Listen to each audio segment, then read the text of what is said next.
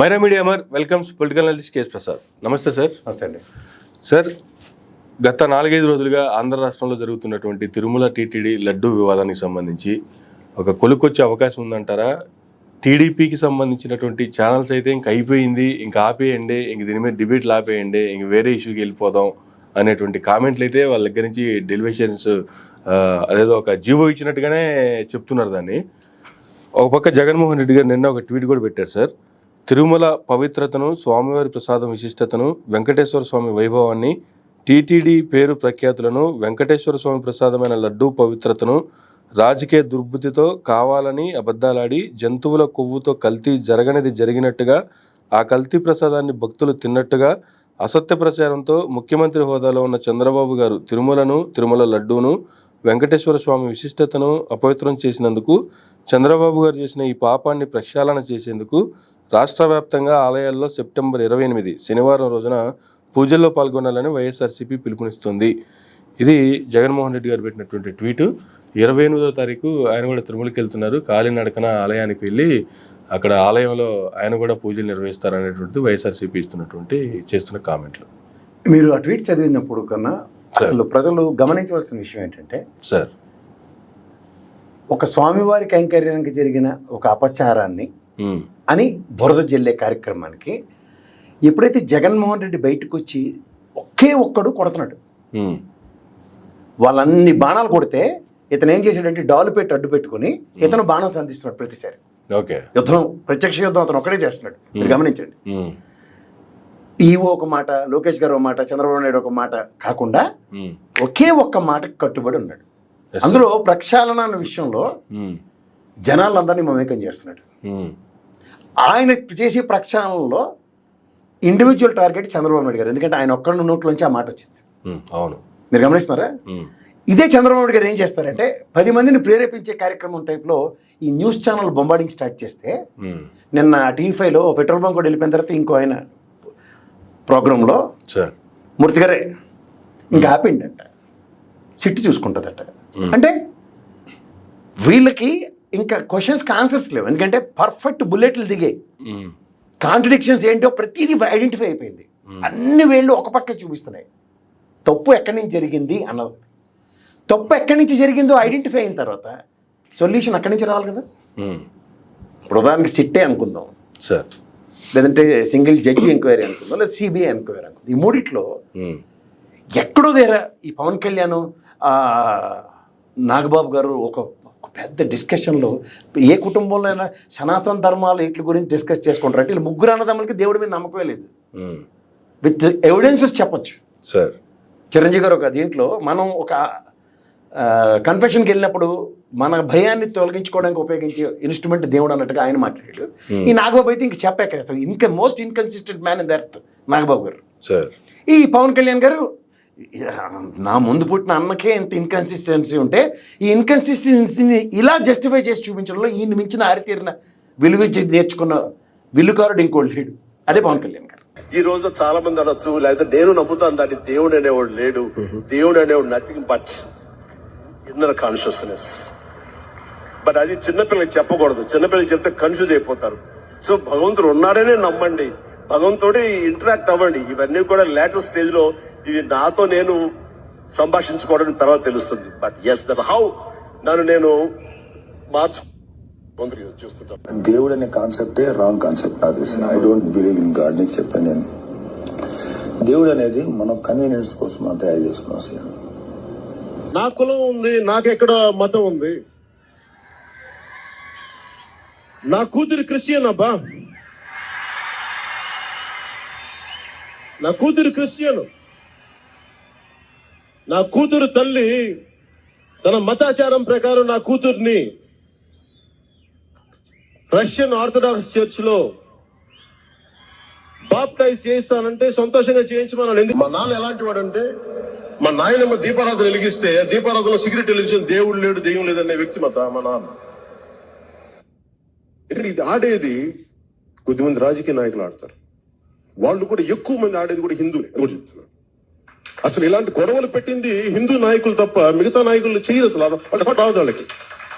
నిజంగా మన ఈ మధ్యన గోమాంసం గురించి లేదంటే బీఫ్ గురించి ఇంత గొడవ జరుగుతూ ఉంటే నాకు అనిపించింది, స్వామి వివేకానంద ఒక మాట చెప్పారు చిన్నప్పుడు. ఎప్పుడు మా నాన్న చెప్పిన మాటలు ఇవి. నిజంగా నాకు ఆకలేసి వేరే దారి లేకపోయి నేను ఉండాలి అంటే గుడ్డు మాంసం తినేది ఆయన అన్న మాటలు. నేను బీఫ్ తినాలి అంటే నేను తిని ముందుకెళ్తాను తప్ప దాన్ని వేరేలా చేసుకోనని స్వామి వివేకానంద అన్న మాటలు ఉంటాయి. ఆయన స్వామి వివేకానంద జీవిత చరిత్రలో ఉంటాయి. అంటే తిండి ఏది తిన్నామని కాదు, నిజంగా మరి తిండి శాకాహారమే తింటే అందరు గొప్ప వాళ్ళు అయిపోతారంటే మరి గుజరాత్ లో గోద్రా ఘటన ఎందుకు జరిగింది? నేను ఎందుకు చెప్తున్నానంటే వాళ్ళ అమ్మాయి బ్యాప్టిస్ట్ తీసుకుంది అన్నప్పుడు నాకు తెలిసి సనాతన ధర్మంలో నాకు తెలిసి భర్త అనేవాడి యొక్క ఐడెంటిటీతో ఇప్పుడు ఇంట్లో ఇప్పుడు ఒక హిందూ ఒక ముస్లింని మ్యారేజ్ చేసుకుంటే లేదా ఒక హిందూ ఒక క్రిస్టియన్ మ్యారేజ్ చేసుకుంటే సార్ నాకు తెలిసిన సనాతన ధర్మం ప్రకారం భర్త యొక్క ఐడెంటిటీ భార్యకు వస్తుంది. కానీ భర్త పెద్ద మనసుతో ఆ మతాన్ని తను గౌరవించుకునే విధానంలో ఎక్కడ apprehensions Rao sir. For instant ఆవిడ సండే చర్చికి వెళ్తానన్నా ఇలాంటి వాటిలో ఎక్కడ ప్రాబ్లం రాదు. పైపచ్చు వాళ్ళ పాపకి పేరు పెట్టుకోవడంలో కూడా ఒక భర్త 100% కోఆపరేట్ చేస్తాడు. కానీ మతం తల్లి తరఫున తీసుకోవడానికి ఎక్కడ అన్నది ఫస్ట్ లాజిక్. ఎక్కడైనా ఎవరైనా చర్చించుకోగలిగితే చర్చించండి. ఇప్పుడు మనకి SC ST రిజర్వేషన్స్ ఉంటాయి, దాంట్లో కదా ఇప్పుడు జరుగుతున్నది గమనించమనండి సార్. ఆ బేసిస్లో రిజర్వేషన్ దానికి వర్తిస్తుందో లేదో కనుక్కోమనండి ఒకసారి. వాటి మీదే కదా ప్రతి ఒక్కళ్ళు తండ్రి పెద్ద క్యాస్ట్ ఉన్నప్పుడు ఈ చిన్న క్యాస్ట్ వాళ్ళు మ్యారేజ్ చేసుకున్నది ఆ క్యాస్ట్ ఐడెంటిఫికేషన్ ఇది చేసినప్పుడు తండ్రి క్యాస్టే వర్తిస్తుందని జడ్జిమెంట్స్ కూడా ఉన్నాయి సార్. లేవా? 100%. సో అంచేత ఇలాంటివి సాధారణంగా ఉన్న దగ్గర ఈయన మాట్లాడుతున్న మాటలకి దేనికైనా ఒకదానికి ఒకటి పొంతనుందా? వీళ్ళు సనాతన ధర్మం హిందువులు ఆంధ్రప్రదేశ్ ప్రజలు ప్రతిదానికి పిరికి వాళ్ళు బయటికి రారు, మిగిలిన వాళ్ళు అయితే వస్తారు. ఇవన్నీ ఆయనే మాట్లాడుతున్నాడు ఇన్కన్సిస్టెంట్గా. ఇన్కన్సిస్టెన్సీని జస్టిఫై చేసుకోవడానికి కన్సిస్టెంట్గా ఇన్కన్సిస్టెంట్ మాటలు మాట్లాడుతున్నాడు. ఓకే. సో ఇది ఈ లాజిక్ ఎప్పుడైతే గమనిస్తే ఇప్పుడు వీళ్ళు ఈ ఆయుధాలన్నీ అస్త్ర సన్యాసం చేసేమని పిలుపు మొదలైంది మెల్లిగా. ఎందుకంటే వీళ్ళు ప్రతిదానికి ఒక యూటర్న్ తీసుకోవాలి, ఒక డైవర్షన్ దగ్గర దాన్ని వదిలేయాలి, లేదా యాక్సిడెంట్ చేసి చంపేయాలి. ఇప్పుడు ఎప్పుడైతే అబాసుపాలవుతున్న హిందూ సమాజాన్ని పరిరక్షణకి ఇది న్యాయంలో జరిగింది అని మాట్లాడిన దానికి ఎక్కడా పొంతం లేదు. ఎలక్షన్ కోడ్ ఉన్న దగ్గర నుంచి లక్షలు చెప్పుకున్నాం ఇప్పటికి. ఎలక్షన్ కోడ్ ఉన్నప్పుడు టీటీడీ బోర్డు రద్దు అవుతుంది. పోనీ టీటీడీ బోర్డును వీలైతే చూపిద్దామన్నా గతంలో ఇప్పుడు అంతా ముసుగేసుకుని తెలుగుదేశంలో జాయిన్ అయిన బ్యాచే ఉన్నారు పర్చేజింగ్ కమిటీలో. ఎవరి మీద వీళ్ళు ఎటుపక్క తిరుగుతుంది, మళ్ళీ వీళ్ళు ఆటోమేటిక్గా యూటర్న్ అదే తిరిగేస్తాం. అంటే ఘీ సీదానయ్యతో ఉంగ్లీ తేడా కరికే నికాలో అన్న సామెత ఖచ్చితంగా జగన్మోహన్ రెడ్డి అనే వ్యక్తి లాజిక్ నేర్చుకున్నాడు, ఆ లాజిక్తో కొడుతున్నాడు. అంచేది వీళ్ళు ఉక్కిరి బిక్కిరే. రేపు 28వ తారీఖు ఎక్కడ లేని అప్రహెన్షన్ ఇప్పుడు రిజిస్టర్లో సంతకం పెడతాడు. ఎవరి కోసం పెట్టాయినా మామూలుగా ఉన్నప్పుడే 25 సార్లు పిన్నిస్ పెట్టి గుచ్చే కార్యక్రమానికి తెరలేపినప్పుడు ఇలాంటి వాటిలో ఆ విషయంలో ఎందుకు ఇతను ఎక్స్క్యూజ్ తీసుకుంటాడు? అంతే కదా. లేదా డిక్లరేషన్ ఇవ్వకుండా తను హిందూ అని జస్టిఫై చేసుకుంటే ఇప్పుడు నేను హిందూ మతం తీసుకోవచ్చు. హిందూ మతం ఒక క్రిస్టియన్ లేదంటే ఉదాహరణకి ధర్మేంద్ర గారు సినిమా యాక్టర్ అందరికీ తెలిసిన వ్యక్తి రెండో భార్య నయమ్మాలి గారిని పెళ్లి చేసుకున్నప్పుడు ముస్లిం మతం తీసుకున్నాడు ఆయన. ఎవరైనా అట్టగలిగారా? అలా నీకు మత స్వేచ్ఛ ఉంది, ఆయన హిందూ కింద మారాడేమో. ఒక హైపోథెటికల్ క్వశ్చన్ చూడండి, వాట్స్ రాంగ్ ఇన్ ఇట్? ఇప్పుడు లౌకిక దేశంలో నా ధర్మాన్ని కట్టుబడుతూ వేరే ధర్మాన్ని, అదే కదా డిక్లరేషన్. అంతే కదా. ఆ ధర్మాన్ని కూడా నేను గౌరవిస్తానని చెప్పే కదా. సార్. ఆ డిక్లరేషన్ నేను హిందూ కింద పరివర్తన చెందినప్పుడు నేను ఎందుకు ఇవ్వాలన్నాడు అనుకోండి జగన్మోహన్ రెడ్డి. ఎక్కడైనా వైఎస్ జగన్మోహన్ రెడ్డి ఎడుగుల సంధింటి జగన్మోహన్ రెడ్డి దగ్గర ఎక్కడైనా జీసస్ సంబంధించిన పవన్ కళ్యాణ్ గారి పిల్లల పేర్లలో పవన్ అలాంటి పేర్లు ఏమైనా ఉన్నాయా? లేవు కదా. లేవు కదా. లాస్ట్ 2 సామాజిక వర్గాన్ని జస్టిఫై చేస్తున్నాయి, పిల్లలకు లేవు కనీసం. మరి can you prove it? Election డిక్లరేషన్లో ఉందా ఆమె క్రిస్టియన్ అని? లేదు కదా. ఉందో లేదో నేనైతే చూడలే. ఉంటే ఇది బేస్ చేసుకుని మాట్లాడదాం, అన్నీ అపవాదులు వేయడమే కదా. అంతేగా సార్. సరే, కులాల పక్క తీద్దాం కాసేపు. ఎందుకు చెప్తున్నట్టే నాకు మత స్వేచ్ఛ ఉంది, కులాలు తీసుకునే కులం గురించి మాట్లాడే స్వేచ్ఛ నాకు భారత రాజ్యాంగం ఇచ్చింది. కానీ కించపరిచే హక్కు మాత్రం నాకు ఇవ్వలేదు. అంతేగా. కించపరిస్తే నేను శిక్షారు. అంచేత మనం ఇవాళ పాదయాత్రతో ఇప్పుడు పాదయాత్ర కంప్లీట్ అయిన వెంటనే అలిపిరి మీద పాదయాత్ర చేసుకునే స్వామివారిని దర్శించుకుని వచ్చాడు కదా సార్. అవును, మర్చిపోయారా? అంచేత ఇవాళ మళ్ళీ ప్రసాదాలు తినే విధానం కూడా ఆయన చూడండి ఒకసారి. అవును. సో ఇవన్నీ ప్రసాదాలే తినలేదని అపవాదేశాడు. ఆ మండపంలోనే కూర్చొని తిన్నవి ఎన్నో ఉన్నాయి, ఫోటోలు చూపించమంటే చూపిద్దాం. Yes sir. వెనకాల డిస్ప్లే చేయండి, ప్రజలకు అర్థమవుతుంది. మాట్లాడడం చాలా సులువు.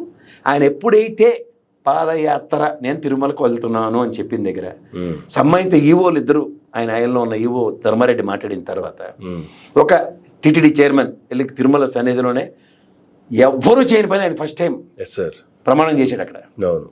ఇవన్నీ దేనికి సంకేతాలు? ఒక వ్యక్తి హిందూ మనోభావాలకి గాయపరిస్తే గాయపడని హృదయాలకి మలం రాయడానికి ప్రయత్నించే కార్యక్రమం ఆయన చెప్పట్లే. గాయపరుద్దామన్న కాన్సెప్ట్ చేసినప్పుడు ఏం మాట్లాడుతున్నారు? ఇప్పుడు గతంలో జగన్మోహన్ రెడ్డి గారి ఆయనలో కూడా రథం దగ్ధమైంది, ఇప్పుడు నిన్న రక్తం దగ్ధమైంది. ఏం మాడారు? అప్పుడు అధికారంలో ఉండి తగలబెట్టారు, ఇప్పుడు ప్రతిపక్షంలో తగలబెడుతున్నారు. ఎప్పుడైనా వాళ్ళే కదా. అంతే. ఎవరు అన్నది చెప్పమంటే ఆవ్యాసం అలవాటు పడ్డారు కదా దానికి. జగన్మోహన్ రెడ్డి అంటే వాళ్ళు బురద కడుక్కొని నేను కాదని ఎక్స్ప్లెనేషన్స్ ఇచ్చుకునే పరిస్థితి వస్తున్నారు. దానికి ఎక్కడో దగ్గర ఖచ్చితంగా మొనాటమీ బ్రేక్ అవుతుంది. ఆ మొనాటమీ బ్రేక్ అయింది అనుకోండి, వెళ్ళారు సమాధానం ఉండదు. ఆ సమాధానం లేనప్పుడు అంటే ఇంకా అంతా ఆగిపోండి అమ్మా అని మూర్తి గారు లాంటి మంచి వ్యక్తితో ప్రవచనం చెప్పిస్తారు. పైగా కొడాలి నానీలు, పేరుని నానీలు, వల్లభనేని వంశీయులు వచ్చి ప్రెస్ మీట్లు పెడుతున్నారు. ఎందుకు? ముక్కుసూటిగా మాడతారు కాబట్టి. ఇప్పుడు అందరికీ ఒక భాష ఉండదు సార్. పొరపాటున ఏవో చిన్న యాడెడ్ యాడ్జెక్టివ్ లాగా బూతులు మాట్లాడతారు కొంతమంది. సార్ నన్ను కూడా బయట చాలామంది మాట్లాడతారు, కెమెరా స్టార్ట్ అవగానే ఎట్రా అచ్చని పచ్చపూసలా మాడుతామని చెప్తున్నాను మాటకి. కొంతమందికి ఆ విచక్షణ ఉండకుండా నోరు జారుతుంటారు. ఇప్పుడు బాలకృష్ణ గారు ఉన్నారు, ఎన్ని వీడియోలు చూపించవచ్చు, టక్కన డెలిబరేషన్ మాట వస్తుంది. అలాంటివి అందరికీ ఎవరో అతీతులు, మానవాతీతులం కాదు, మనం దైవాంశ సంబూతులు అంతకన్నా కాదు. ఆయన మాట్లాడిన ఆ పరుష మాట మీద మీరు స్ట్రెస్ ఇస్తారు, కానీ నిజం ఏం మాట్లాడో ఒకసారి గ్రహించుకోండి. ఆ మాటలకి అర్థాలు పరమార్థాలు దీర్ఘ సుమంగళి సినిమాలు తిప్పితే ఒకటే చేస్తుంటాడు. అంతేగా. ఆరు భయం పడిపోయారు, దేశాలు తెలిసి పారిపోయారు, ప్రెస్ మీటే పెట్టారు. మరి దానికి సమాధానం? అవును. ఇప్పుడు పిల్లిని కూడా రూమ్లో కూర్చోబెట్టి రోజు కొడతాం, చంపేస్తాం, పొడి చేస్తాం, దాన్ని రోజు బెదర కొడుతుంటే రోజు ఎగిరి తలుపు తీయగానే ఎగిరి మొక్కం గీరేస్తుంది. అది పిల్లే తిరగబడినప్పుడు మనుషులు వాస్తవాన్ని గ్రహించి నిజం మాట్లాడండి. నేను కూడా అబద్ధాలు చెప్తున్నాను అనుకోండి, ఖచ్చితంగా నేను శిక్షార్హుడిని. కొన్ని తప్పు చేయనప్పుడు ఎవరికి భయం పడతారు? ఇప్పుడు మనం ఏమైనా భ్రూణ హత్యలు చేసి దాంకుని ఇవన్నీ చేస్తే ఇప్పుడు ఇటు తిప్పి అడి తిప్పి ఈ సినిమా వాళ్ళకి ఎలా డైవర్ట్ చేస్తారు చూసారా టాపిక్ అంతా. ఏ అర్సయ్యారు యూట్యూబర్ చిన్న బొడ్డోడు, ఆయన పట్టుకొచ్చారు ఇప్పుడు ఏదో దిక్కుమాల సినిమా, ఆ సినిమాకి ప్రమోషన్ డబ్బులు, ఆ పాట చిన్న బొడ్డోళ్ళ సినిమాలు ఆడేసి ఉంటే ఈ ప్రపంచం తెరబడిపోయి ఉంది. అంతే కదా. ఇది ఇప్పుడు టాపిక్ డైవర్షన్ అంతా సినిమా మీద తిప్పేస్తారు స్టీరింగ్. ఇక్కడ తిరుమల దేవుణ్ణి మొదలెట్టారు, ఇక్కడ ఈ పకోడి సినిమాల మీద చర్చ పెట్టి ఇటు తిప్పి అటు తిప్పి డైవర్షన్లో 30 తారీఖు సరిగ్గా రెడీగా ఉన్నాడు మా ప్రకాష్ రాజ్ వచ్చి, బద్రీ నంద, ఇంకా సినిమాలు ఇంకా ఇష్టం అన్నమాట. మావాడు ఏం చెప్పాడు ఈ మధ్యలో ఫ్యాన్స్ అని రెచ్చగొట్టి ఇదే ఈ శాతానికి తెరలేపేస్తారు. ఇక్కడ ఏంటంటే అమ్మయ్య మనకు ఒక వెసులుబాటు దొరికింది, టర్నింగ్ తిరిగి పక్క వెళ్ళిపోయి ఆడుకోవచ్చు. మీకు అర్థమవుతుంది లాజిక్?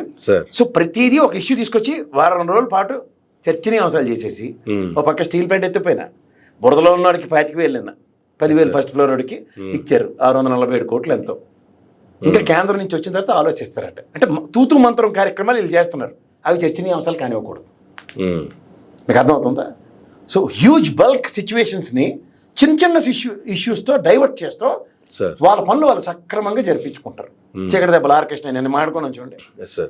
సో ఒక ఉపద్రవాన్ని ఒక పనికిమాల చెత్త డిస్కషన్స్లో తీసుకొచ్చి ఇప్పుడు లడ్డూ ప్రసాదం అపవిత్రమైంది కలుషిత నెయ్యితో అన్న మాట దగ్గర మరి మిగిలిన ప్రసాదాలన్నీ కూడా ఆ నెయ్యితోనే తయారు చేస్తారు కదా, మరి వాటి మీద ఎందుకు చర్చ లేదు? అంటే బుర్ర తక్కువ. ఒక ఇష్యూని ఒక కాన్స్పిరసీని అడ్రస్ చేసేస్తే సరిపోతుంది అన్న దగ్గర. వీళ్ళకి ఎంతవరకు కావాలో అంతవరకే స్క్రిప్ట్లో రాసుకుంటారు. వాళ్ళకి కావాల్సిన దాన్ని ఈ భోగోని ఛానల్ ఉన్నాయి కాబట్టి దానికి తోడు ఆ పౌడర్ డబ్బోడు అయితే వంటలు తీసేస్తాడు బ్రహ్మాండంగా. ఒక కుకింగ్ స్టోరీస్ ప్రతి స్టోరీని బ్రహ్మాండం కుక్ చేస్తాడు. ఇంకా డిషెస్ మిగిలిన వాళ్ళకి పంచితే ఇంకా దాంట్లోంచి ఇలా జీళ్ళ పాకంలో లాగి ఇంకా పాకం అయిపోయింది అనుకున్నప్పుడు పాకానికి జీళ్ళ పాకం వస్తే ఎలాగొస్తుందో తెలుసు కదా, తాళ్ళన్నీ ఇలా చుట్టుకుంటూ కూర్చుంటే ఒకడు వైఎస్ఆర్సీ వాడుకోవడం కంటించాలి, అక్కడ వస్తే తీగలు చుట్టుకుంటూ కూర్చుంటుంటాడు పాకాన్ని. అదే అలవాటు చేశారు. ఇదేమైనా శాశ్వత పరిష్కారం అంటే కానే కాదు. టెస్ట్ ల్యాబులు లేవని చెప్పవచ్చు. మరి తెలుగుదేశం ఆయనలో 14 ట్రక్లు ఎలా రిజెక్ట్ అయ్యారా అంటే అవును కదా, ఇదేంటి ఏ అబద్ధం ఆడిసాం, ఆ అబద్ధం ఏంటి అని చర్చ ఎక్కడ వస్తుందో అని అసలు ల్యాబే లేదే నేను అనమాట. అంటే చూడు, పిల్లి కళ్ళు మూసుకొని పాలు తాగుతూ ఉంటుంది, అదేమనుకుంటుందంటే ఎవరు నన్ను చూడట్లేదని. సార్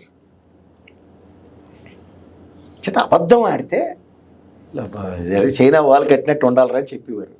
కోడిపెట్ల దొరుకుతారు, ఏదైనా చూసుకో. రెఫరెన్స్ నెంబర్లతో మార్పు మొదటి రోజే దొరికారు, మళ్ళీ దాన్ని సవరణ దిద్దేశారు. కానీ దాంట్లో డేట్లు కిందన అవన్నీ మర్చిపోతారు. ఏ రిపోర్ట్తో ఏది మాట్లాడుతున్నాం అని రెండో రోజు అప్పుడు కనుమానం రాకుండా 2 రిపోర్ట్ లాంచ్ చేశారు. ఎందుకంటే 8 శాంపుల్ పంపించారు కదా, 2 రోజు చేస్తే ఇది అది కానీ అని పక్కదారి వేసేద్దాం అనగానే ప్రింటింగ్లతో సైతం తేడాన్ని ఐడెంటిఫై చేసి చర్చనీయాంశాలు మొదలెట్టారు. ఈ పేజ్ ఒక్కటి ఏంటి ఇలాగుంది వెరైటీగా అని. అదే పేజ్ పెట్టుకుని ఇవాళ దాకా ఆ చీలపాకం చుట్టుకుని తిరుగుతారు ఆ ఛానల్లో. అందులో ఫిష్ ఆయిల్,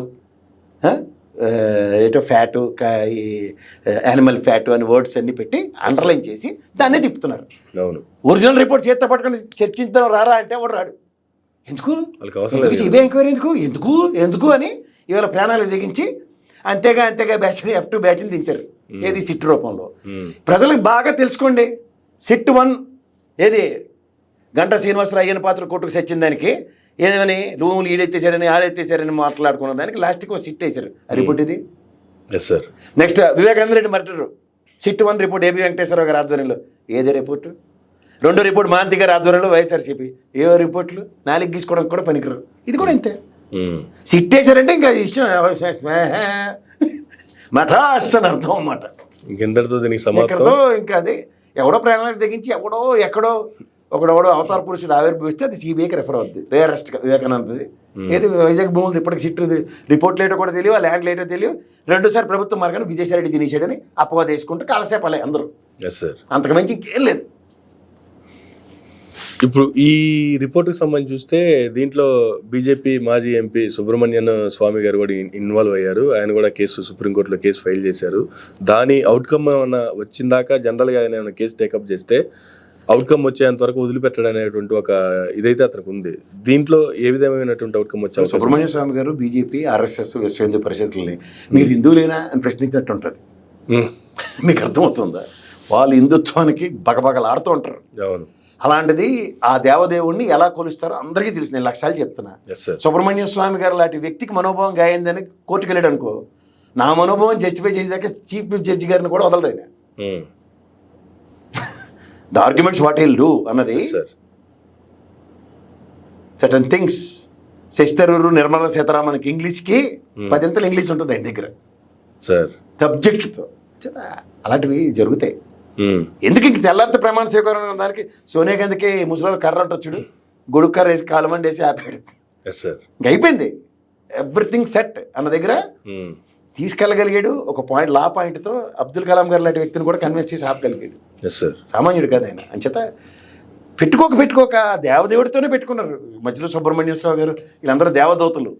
ఒక్కొక్కడికి ఒక్కొక్క టాస్క్ ఇస్తారు అంతే. ఆ టాస్క్లో ఏమవుతుందంటే ఎవడు రోల్ వాడు ప్లే చేస్తే ధర్మ పరిరక్షణ నిజంగా అలా జరుగుతుంది. అర్థమవుతుందా? లుంగి ఎగ్గట్టేసుకుని ఆడవాళ్ళు పైనుంచి కింద కడిగే మెట్లు కింద నుంచి పైకి కడుతాం రివర్స్ పద్ధతిలో, రివర్స్ టెండరింగ్ జగన్మోహన్ రెడ్డి కదా నేను చేయగలను ప్రూవ్ చేసుకునే కార్యక్రమాలకు తెరలేపుతో ఎంటైర్ కుటుంబం దీపంలో సిగరెట్ అంటించుకున్న నాన్నగారి దగ్గర నుంచి 3 అన్నదమ్ములకి దేవుడి మీద నమ్మకమే లేదన్నది విత్ సబ్స్టాన్షియల్ ఎవిడెన్సెస్ లక్షలు వాళ్ళ నోటితో వాళ్ళే చెప్పిన తర్వాత కూడా వీళ్ళు సనాతన ధర్మాలను కాపాడేస్తారన్న భ్రమంలో ప్రజలు ఉన్నారంటే ఇంకా అంతకన్నా పవన్ కళ్యాణ్ గారు చెప్పినట్టే ఆంధ్రప్రదేశ్ ప్రజలు నిజంగా అమెరికలోనే ఒప్పుకోలేదు. అంతకన్నా ఇప్పుడు జగన్మోహన్ రెడ్డి గారు ఒక స్టాండ్ తీసుకున్నారు. ఆయన తిరుమలకి వెళ్తున్నాను అన్నారు. తిరుమలకిలో అపచారం జరిగితే ఇక్కడ కనకదుర్గ టెంపుల్లో మెట్లు గడగటం ఏంది, ఇక్కడ శుద్ధి చేయటం ఏంది అనేటువంటిది చాలా ట్రోల్స్ అవుతున్నాయి సార్. చాలా కామెంట్లు కూడా రన్ అవుతున్నాయి దీని మీద. సార్ ఒక ప్రైమరీ మోటో అన్నది ఎప్పుడైనా ఎవరైనా ఒక మోటోని జస్టిఫై చేసుకోవడానికి ఉంటారు. ఆ మోటో ఏంటంటే నాకు తిరుపతిలో ఏదో జరిగిందంటే పక్కన నాకు గుడి ఉంది కాబట్టి అడిగేస్తానంటే అది పోయి అదే తిరుమల ఏది అమరావతిలో కట్టిన టీటీడీ దేవస్థానం తిరుమల టెంపుల్ ఉంది. నిజంగా ఆ ప్రసాదాలు అక్కడ కూడా తెచ్చి అమ్ముతున్నారు. ఇది అక్కడికి వెళ్ళి శుద్ధి చేశారంటే ఏదైనా ఉంది. దానికి దీనికి పెద్ద డిస్టెన్స్ కూడా లేదు కదా, మహా అయితే ఇంకో 25 కిలోమీటర్లు. ఏదైనా motto primary motto need to be justified. నేను ఆగమ శాస్త్రానికి విరుద్ధంగా కట్టిన దశావతారాల గుళ్ళు ఏవైతే ఉన్నాయో దాని చుట్టూ తిరిగిన రాజకీయ నాయకులు.